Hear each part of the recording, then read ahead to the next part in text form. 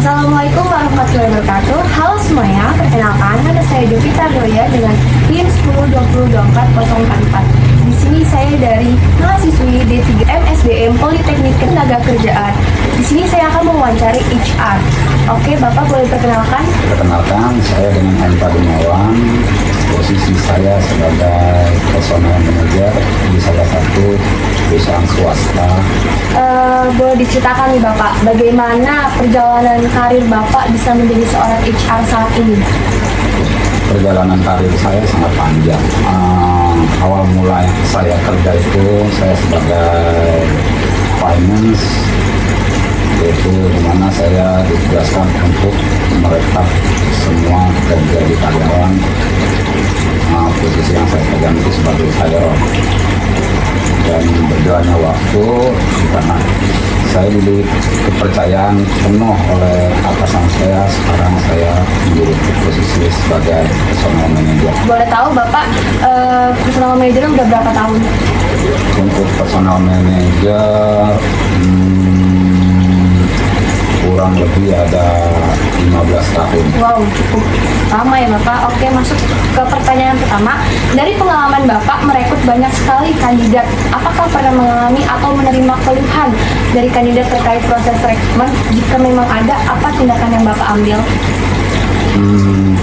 Kalau menerima keluhan itu pasti ada.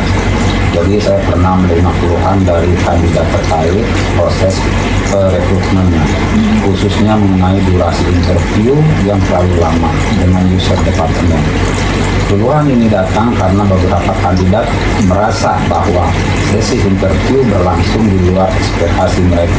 Proses yang terlalu lama tentu bisa memberikan kesan kurang profesionalisme dan mengganggu jadwal kandidat. Tindakan yang saya lakukan untuk mengatasi keluhan ini meliputi beberapa langkah strategis, diantaranya satu, diskusi dengan user department. Saya mengadakan pertemuan dengan tim terkait untuk mengevaluasi durasi interview dan memastikan proses rekrutmen lebih efisien. Tujuannya adalah membuat sesi wawancara lebih singkat, padat, dan tepat sasaran. Kami fokus pada pertanyaan, kunci yang relevan, dan kompetensi kandidat sehingga tidak ada pemborosan waktu. Kedua, penjadwalan yang lebih terstruktur. Saya membuat jadwal wawancara yang lebih terorganisir dan menekankan kepada semua pihak pentingnya menjaga ketepatan waktu on time agar kandidat merasa dihargai. Dan ketiga, evaluasi berkelanjutan. Selain itu, saya juga meminta feedback dari kandidat di akhir proses rekrutmen untuk mengetahui apakah ada area yang perlu diperbaiki.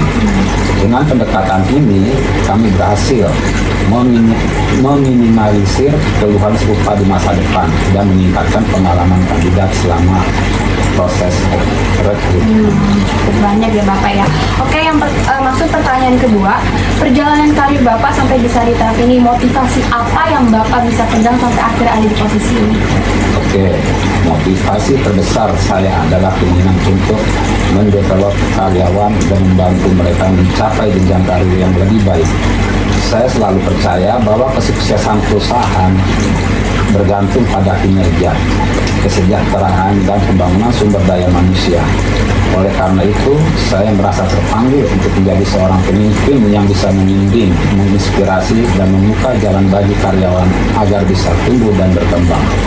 Selain itu juga, saya juga memiliki kepuasan pribadi ketika melihat karyawan saya yang dulu saya rekrut atau saya bina berhasil meraih prestasi dan mencapai tujuan karir mereka. Bagi saya, keberhasilan mereka bukan hanya kebanggaan bagi perusahaan, tetapi juga cerminan kontribusi saya sebagai seorang pemimpin yang peduli terhadap pengembangan tim. Prinsip saya adalah bahwa investasi pada manusia adalah investasi jangka panjang yang tidak pernah sia-sia. Hal inilah yang mendorong saya untuk terus belajar, beradaptasi, dan memberikan yang terbaik dalam setiap tanggung jawab saya. Oke. Selanjutnya Bapak, tantangan yang Bapak alami selama merekrut karyawan dan cara mengatasinya itu bagaimana Bapak? Oke, salah satunya tantangan terbesar yang saya alami adalah ketika karyawan yang telah saya rekrut tiba-tiba mengundurkan diri sehari sebelum tanggal join dengan perusahaan. Hal ini tentu menciptakan kendala operasional karena posisi yang seharusnya terisi menjadi kosong dan proses rekrutmen harus diulang dari awal. Untuk mengatasi tantangan ini, saya mengambil langkah-langkah sebagai berikut. 1. Membangun talent bank. Saya selalu memastikan bahwa setiap kali proses rekrutmen dilakukan, kami tidak hanya memiliki satu kandidat yang potensial.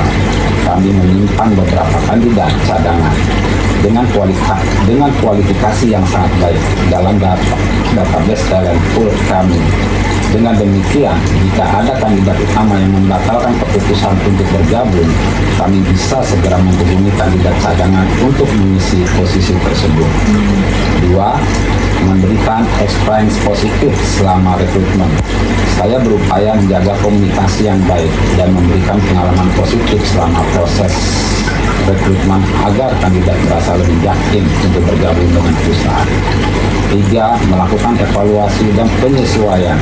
Saya menganalisis penyebab mundurnya kandidat seperti masalah kompensasi, komunikasi, atau ekspektasi pekerjaan, dan kemudian melakukan perbaikan di proses rekrutmen selanjutnya.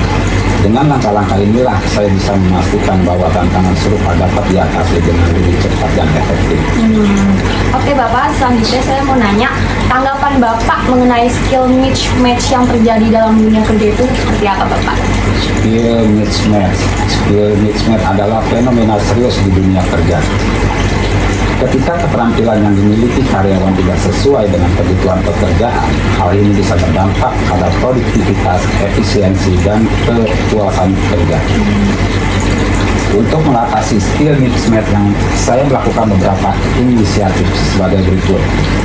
Oke, 1. Evaluasi kinerja secara berkala.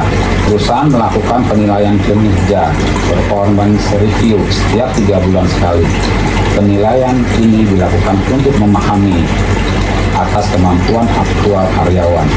Mengevaluasi adalah apakah keterampilan mereka sesuai dengan kebutuhan pekerjaan dan mengidentifikasi area di mana pelatihan atau pengembangan diperlukan. 2. Program pelatihan dan pengembangan.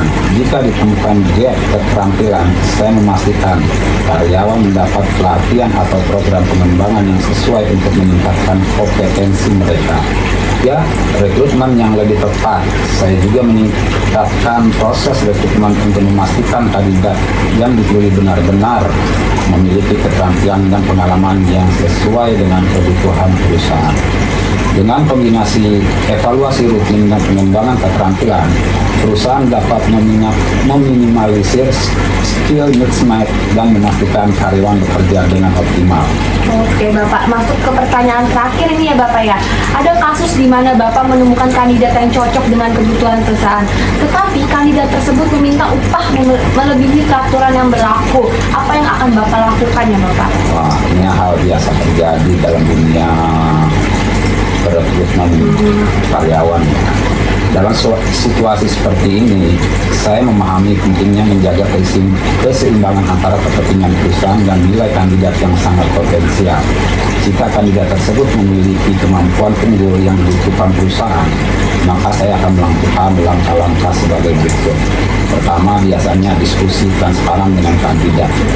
Saya akan menjelaskan kebijakan perusahaan terkait struktur gaji dan alasan dibalik kebijakan tersebut. Namun, saya juga mendengarkan aspirasi kandidat untuk memahami ekspektasi mereka. Penawaran berbasis kinerja.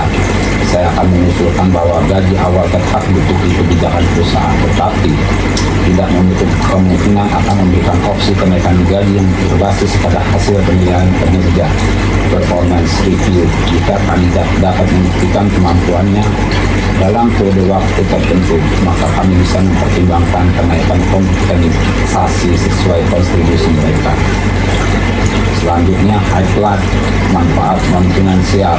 Selain gaji, saya akan menjelaskan manfaat lain yang ditawarkan perusahaan, seperti kesempatan pengembangan karir, program pelatihan, lingkungan kerja yang baik, dan keseimbangan kehidupan kinerja.